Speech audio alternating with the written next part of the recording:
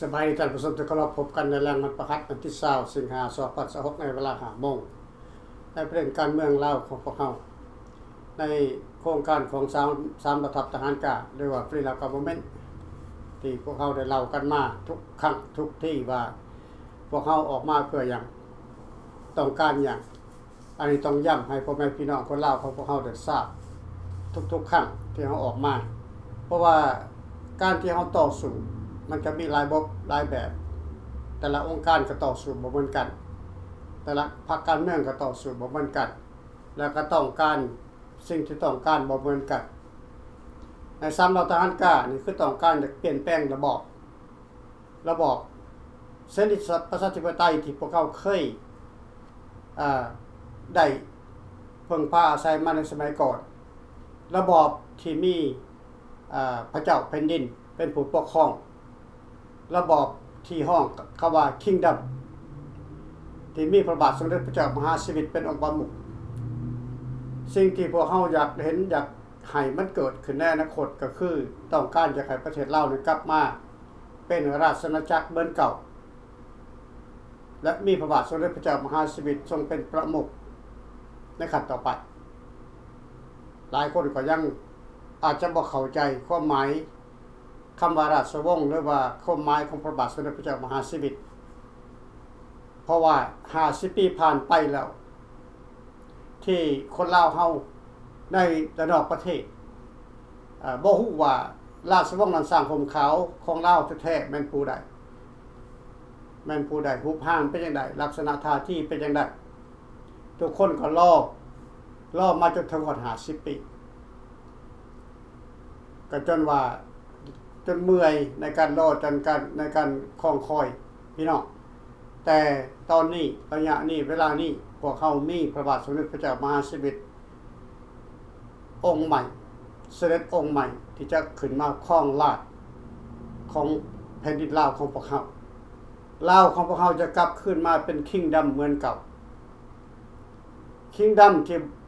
ที่หายสาบสูญไป50 ปีย้อนพวกกบฏศาสตร์เข้ามาย่องเอาคนลาวผู้ที่เคย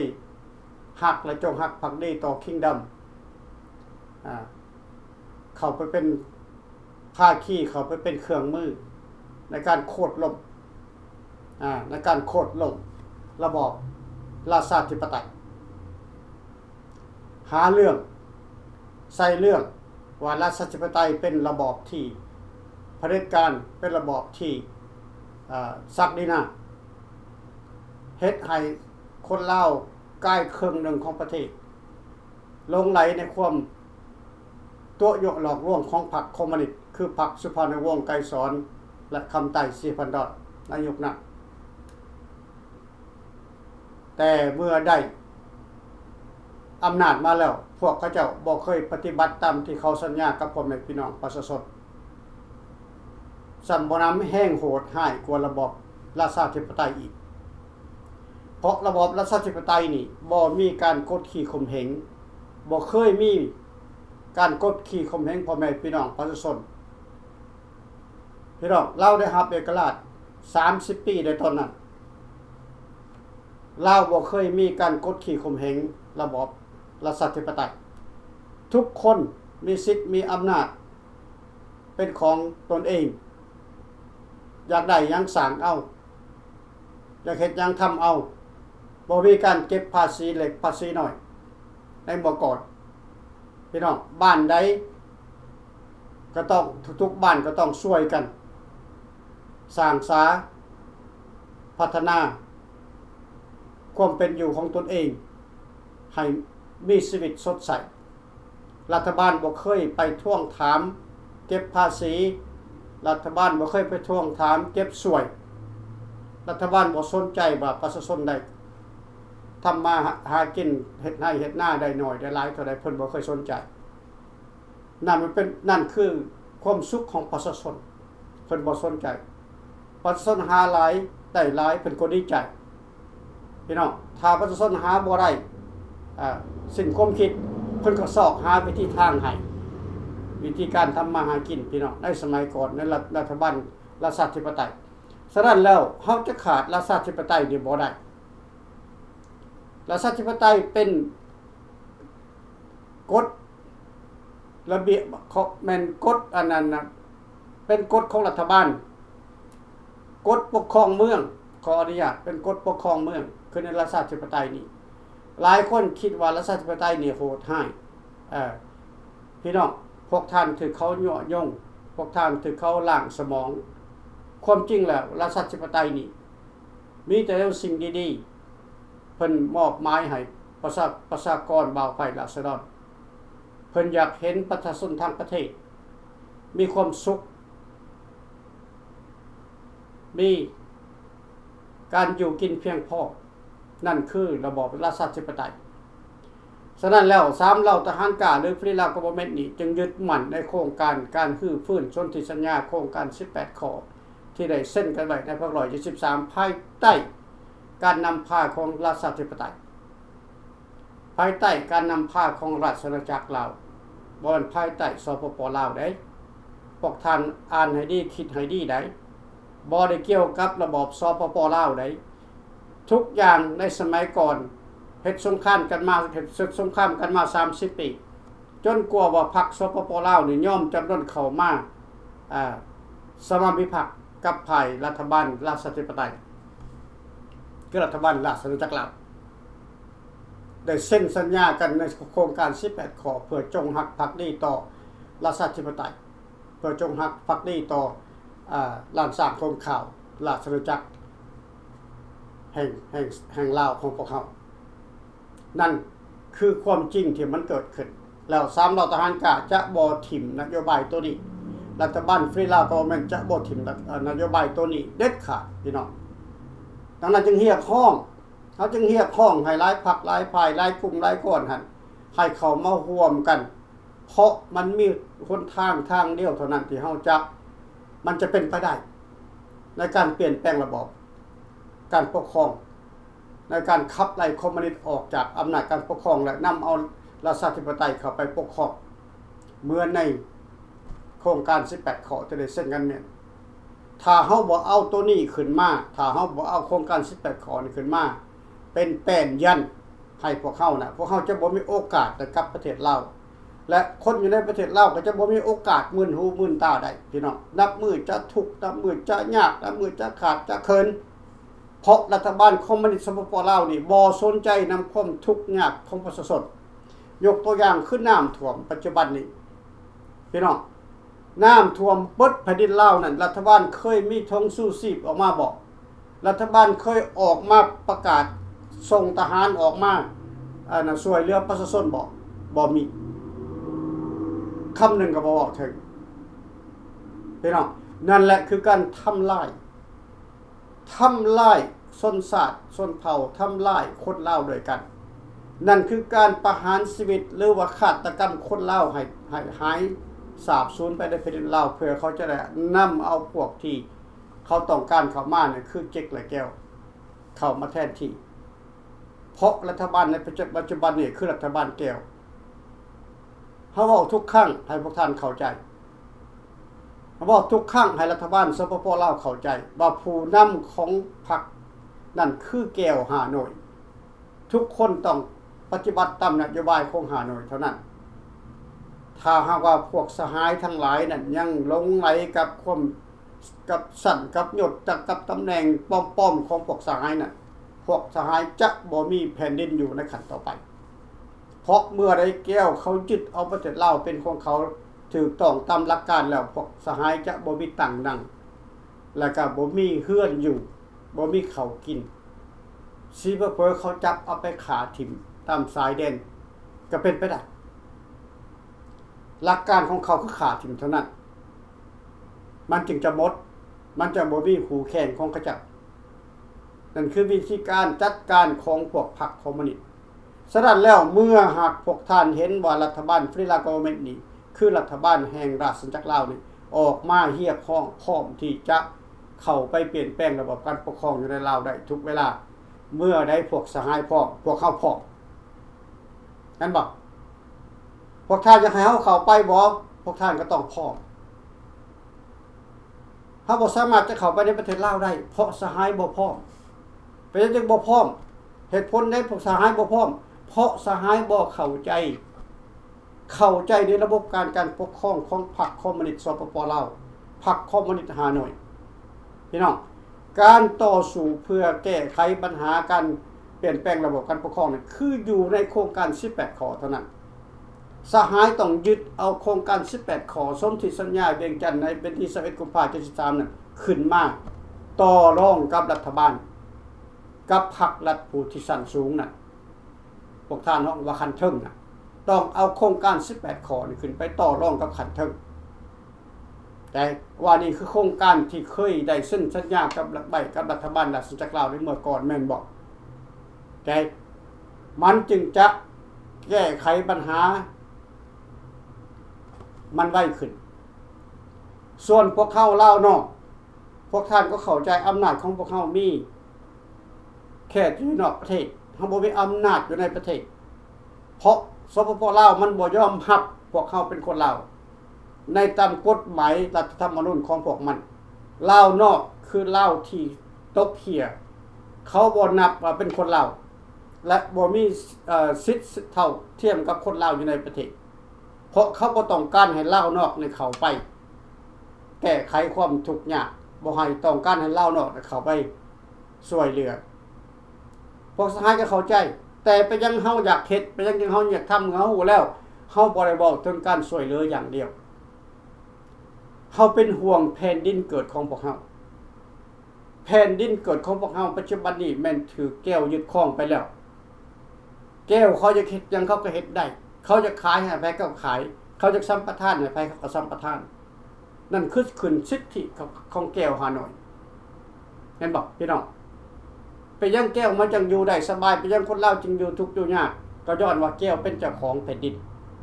ลาวเป็นข้าทาสของแผ่นดินตนเองข้าพเจ้าได้เว้าผ่านๆมาแล้วก็คนลาวเฮากลายเป็นข้าทาสตัวเองนะเมื่อก่อนเมื่อรุ่นใน500ปี600ปี700ปีว่าซั่นซะ700ปีขึ้นหลังลาวเป็นข้าทาสให้สยามลาวเป็นข้าทาสให้พม่า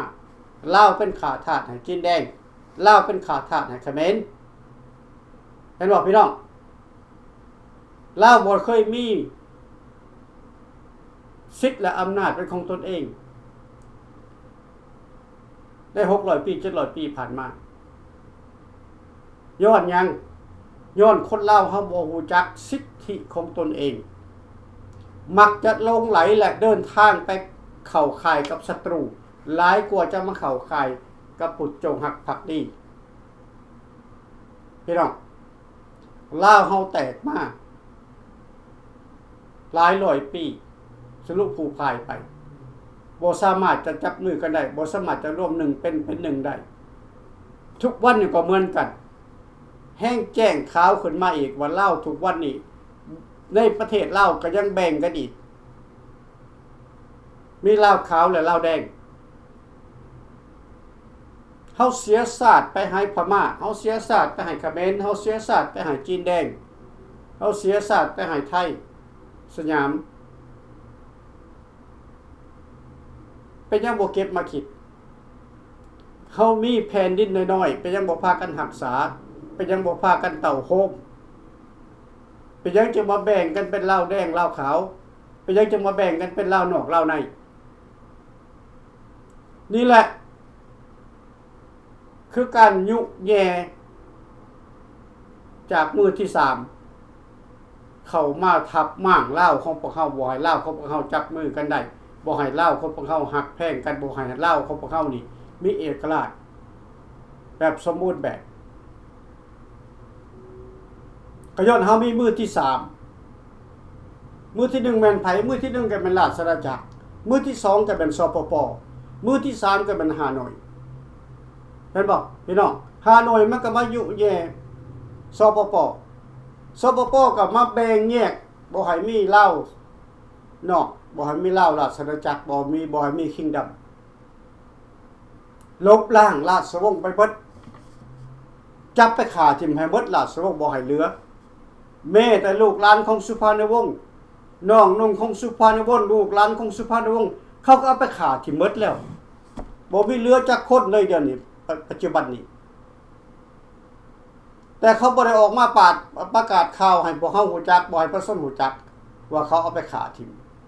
บ่มีพี่น้องกลายเป็นข่าวเงียบเงาไปเบิด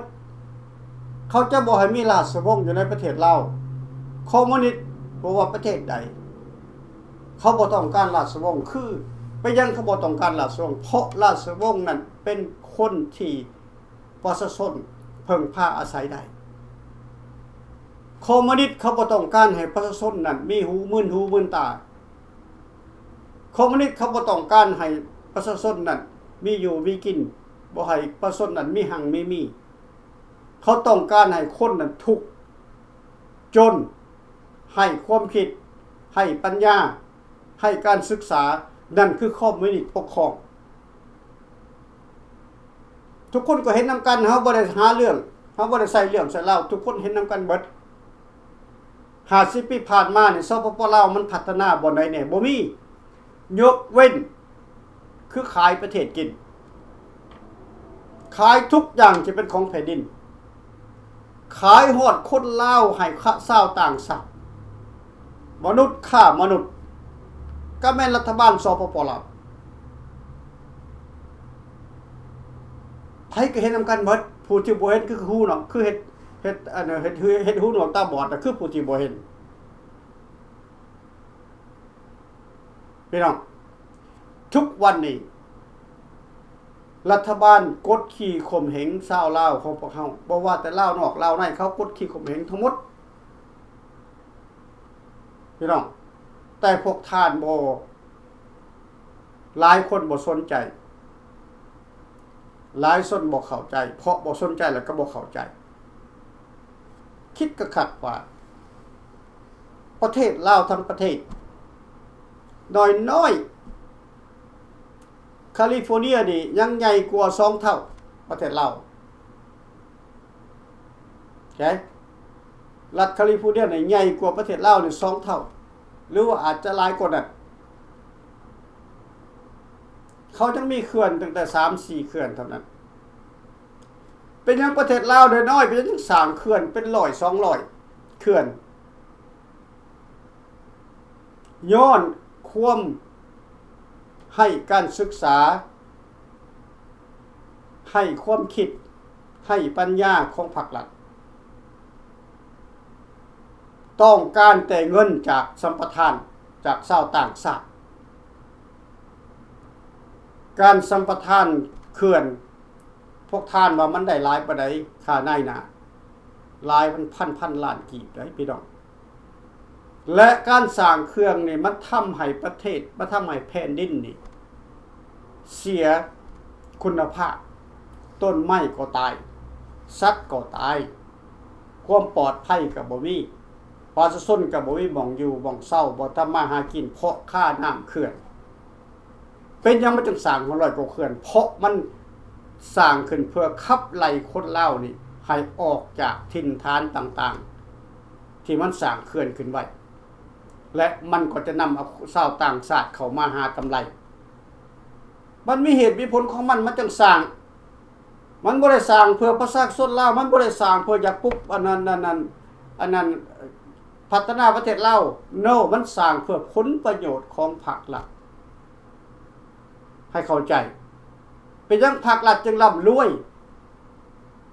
บ่มีประเทศใดจะร่ำรวยคือรัฐบาลสปปลาวพม่าก็บ่รวยเท่าสปปลาวเขมรก็บ่รวยเท่าสปปลาวพี่น้องเขาเอามันมาแต่ใส่พวกท่านต้องเข้าใจนี่คือพวกเขากำลังทำงานอยู่ในปัจจุบันนี่คือ3เหล่าทหารกล้านี่กำลังจัดการอยู่ท่านประธานาธิบดีทรัมป์สหรัฐอเมริกาแบนประเทศลาวไปแล้วแต่2025พุ่นบ่ให้รัฐบ่ให้คนลาวเข้ามาอเมริกาแบนไปแล้วใช่ต่อไปยังมีหลายเรื่องจะเกิดขึ้นอีกกับประเทศลาวก็ย้อนผลงานของ3เหล่าทหารกล้าหรือว่าฟรีลาวกับบเมนต์นี่แหละพี่น้องยืนต่อองค์การสากลตื่นต่อองค์การสหประชาชาติต่อไปเงินจะบ่เข้าไปในประเทศลาวบ่มีใครสามารถจะส่งเงินเข้าประเทศลาวได้ จะแบนการส่งเงินเข้าประเทศลาวในขั้นต่อไปโอเคนี่คือการแก้ไขล่วงหน้าของพวกเขาเพื่อปราบปรามพวกขายสากอยู่ในประเทศลาวนั้นเพื่อให้เขาบดอำนาจในการต่อรองผู้ท่านคิดว่ารัฐบาลสปปลาวอยู่ได้ดีเหมือนเก่าบ่ no เดี๋ยวนี้เขากำลังฮ้อนรัฐบาลเขากำลังฮ้อนพ้นอยู่ในปัจจุบันนี้เขาจะขากันตายเดียวนี้นะพระเจ้าเขาจะขาใส่สมพรเป็นประธานสภาพระเจ้าเขาจะขาก็ย้อนมันฮ้อนมันมีหลายสิ่งหลายอย่างที่ประชาชนบ่ฮู้จักที่เขาปิดบังกันไว้ใช่เหตุการณ์สิ่งที่เฮาบ่คิดขาดฝันมันจะเกิดขึ้นพี่น้องในรัฐบาล Federal Government นี่เฮามั่นใจสูงที่สุดว่าอีกบ่นานต้องเกิดฟื้นเกิดไฟขึ้นในประเทศลาวย้อนประชาชนบอกต่อการลัทธิคอมมิวนิสต์อีกต่อไปรัฐบาลฟรีลาโกเมนคือรัฐบาลราชอาณาจักรลาวคือรัฐบาลคิงดัมที่จะกลับเข้าไปซอยเหลือพ่อแม่พี่น้องประชาชนคนลาวที่จะกลับเข้าไปนำเอาระบอบเสรีประชาธิปไตยเข้าไปปกครองประเทศลาวในอนาคตซึ่งมีราชวงศ์หลานสร้างผมขาวที่พวกเขาได้มาใหม่ๆนี่พี่น้องเพิ่นก็พร้อมแล้วที่จะออกมาต่อสู่กู้ชาติในบั้นปลายเพราะ50 ปีแล้วบ่มีผู้ใดสามารถจะยึดเอามาได้ยึดเอาขึ้นมาได้พี่น้องแน่นอนเมื่อใดหากพวกสหายพร้อมพวกเขาก็พร้อมทุกคนต้องพร้อมในก็ต้องพร้อมนอกก็ต้องพร้อมมันจะเฮ็ดได้จะให้แต่ในให้นอกได้เข้าไปในบ่ต้อนรับก็เฮ็ดบ่ได้พี่น้องเฮ็ดบ่ได้มันต้องมีทั้งในและทั้งนอกจับมือกันมันจึงเฮ็ดได้การโค่นล้มรัฐบาลนั่นต้องแม่นประชาชนเท่านั้นที่จะโค่นล้มรัฐบาลได้บ่มีองค์การใดจะโค่นล้มรัฐบาลได้นอกจากประชาชนเท่านั้นประชาชนต้องอาศัยไผประชาชนต้องอาศัยพรรคไผ่ของรัฐบาลอีกฝ่ายหนึ่งพี่น้องการจะโค่นล้มรัฐบาลฝ่ายหนึ่งต้องมีรัฐบาลอีกฝ่ายหนึ่งมายืนตัวเพื่อเป็นผู้นำคือรัฐบาลคิงดัมนี่แหละรัฐบาลราชอาณาจักรลาวนี่แหละที่จะเป็นผู้อยู่เบื้องหลังในการโค่นล้มรัฐบาลสปปลาวเพราะรัฐบาลสปปลาวเนี่ยได้มาด้วยผิดกฎหมายไผก็ฮู้ได้มาด้วยการยึดอำนาจโดยเอาทหารแก้วเข้ามาลึบล้างสนธิสัญญาที่ได้บ่งบอกว่าบ่ให้มีทหารต่างชาติอยู่ในแผ่นดินลาวท่านบอกพี่น้องดังนั้นแล้วพวกท่านต้องศึกษาและค้นคว้านำกันว่าเฮ็ดวิธีใด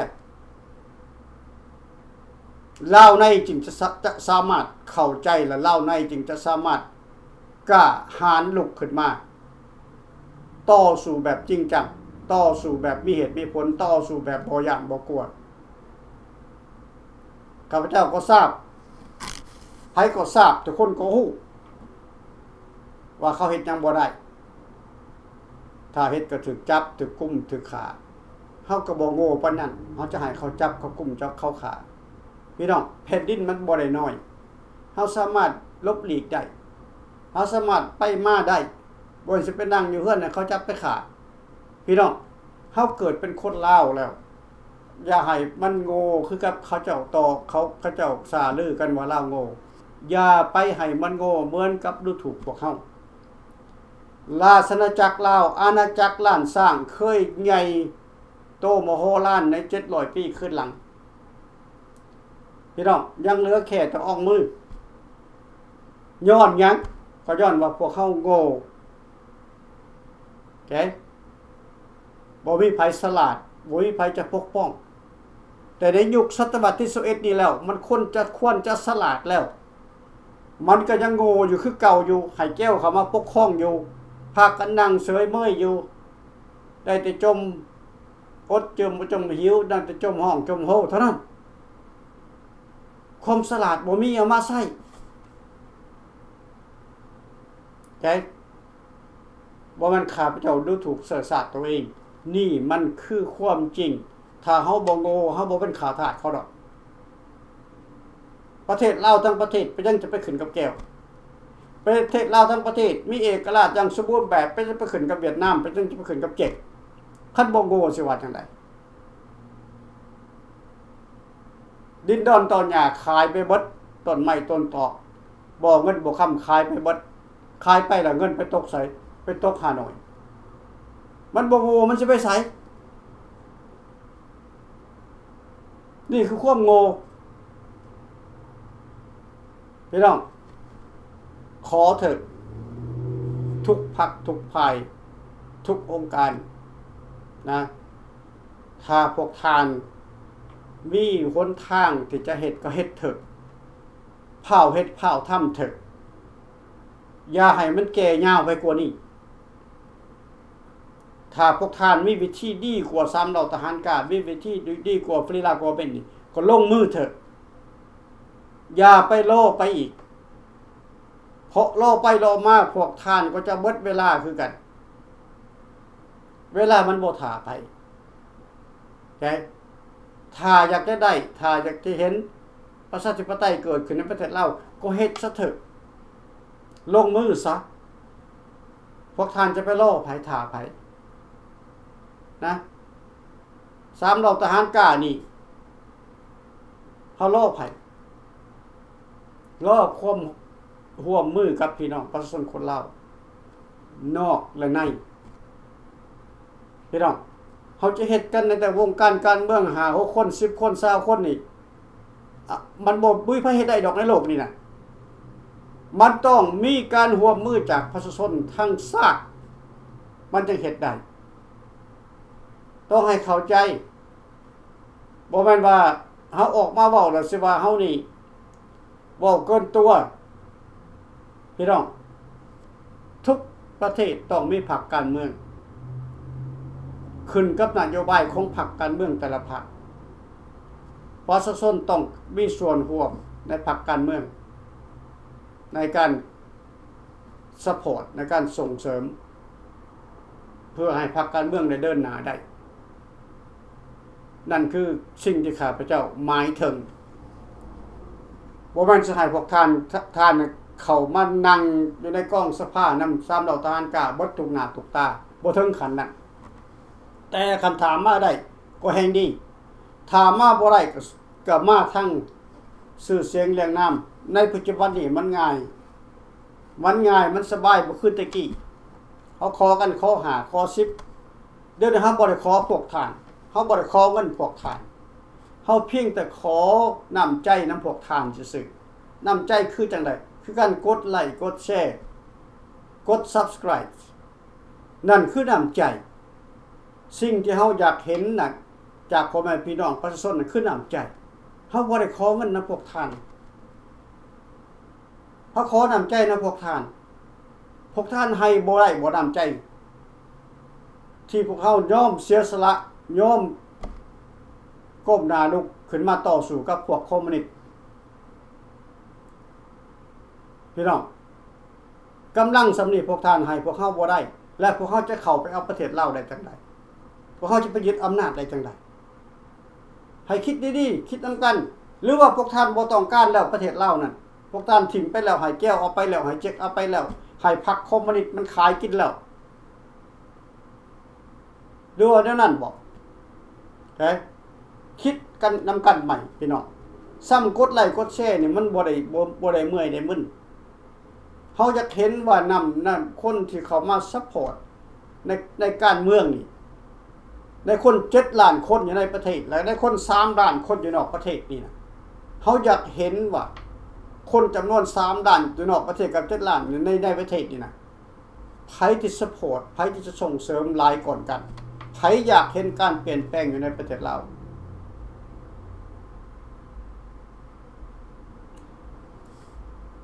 พวกท่านบ่จะเป็นจะต้องมาเดือดร้อนคือพวกเขาอยู่ในกลุ่มพรรคการเมืองแต่ละพรรคกลุ่มนั้นเขาเดือดร้อนกันไปเบิดทหารกล้าก็เดือดร้อนรัฐบาลฟรีลาวก็เป็นก็เดือดร้อนเรื่องใหญ่เดือดร้อนเรื่องการเมืองเพราะเฮาต้องการอยากเปลี่ยนแปลงระบบการปกครองในประเทศลาวแต่เฮายังขาดการสนับสนุนจากน้ำใจประชาชนคนลาวของพวกเขาบ่ฮู้ว่าประชาชนคนลาวนี่พร้อมที่อยากจะให้มีการเปลี่ยนแปลงนี่จักเปอร์เซ็นต์เฮาบ่ฮู้ซ้ำแต่เป็นหยังเฮาจึงเฮ็ดย้อนความรักชาติของเฮาเกิดมาครั้งเดียวและเฮาก็มีความรักชาติสูงเฮาก็เห็นแล้วว่าประเทศลาวนี่ถูกชาวต่างชาติเข้ามาหุกห้านและเฮาจะนั่งเฮ็ดตาเขามึนตามองเบิ่งเขาเฮาเฮ็ดบ่ได้เฉพาะเฮาและก็อยากให้ประชาชนคนลาวทุกคนนั่นเป็นเหมือนกับพวกเฮานี่คิดคือพวกเฮานี่ชาติลาวของพวกเฮาจึงจะยืนยงคงอยู่พี่น้องเชิญทุกท่านเข้ามารวมกันเข้ามาร่วมใน3เหล่าทัพทหารกล้าอดีตนายและพลทหารที่เคยต่อสู้กู้ชาติมาในแต่ก่อนพี่น้องถึงเวลาที่จะพวกเฮาเข้ามาจับมือกันใหม่จับมือถือแขนกันใหม่ลุกขึ้นอย่างจริงจังต่อสู้เอาแผ่นดินลาวเฮาขึ้นมาอย่าปล่อยให้ศัตรูมันหุกห้านไปตลอด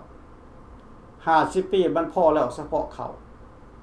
และมันก็ถึงเวลาที่พวกเขาจะต้องทวงคืนมาในสิทธิของพวกเขาเป็นเจ้าของแผ่นดินบ่แม่นพวกเขาแค่แต่เป็นคนเถื่อนเข้ามาในประเทศลาวเพื่อโกบโกยเท่านั้นเจ้าของแผ่นดินจริงๆแท้ๆก็คือพวกเขาอยู่นอกประเทศนี่คือลาวอพยพทุกๆคนทุกๆครอบครัวนั่นคือเจ้าของแผ่นดินอันที่แท้จริงเข้ามาซอยกันเข้ามาจับมือถือแขนกันลุกขึ้นขับไล่ศัตรูของแผ่นดินออกไปคิดถึงประเทศชาติบ้านเมืองเฮาให้ละลายขึ้นพี่น้องขอขอบใจนะครับขึ้นมานี่พบกันในอาทิตย์หน้าขอขอบใจ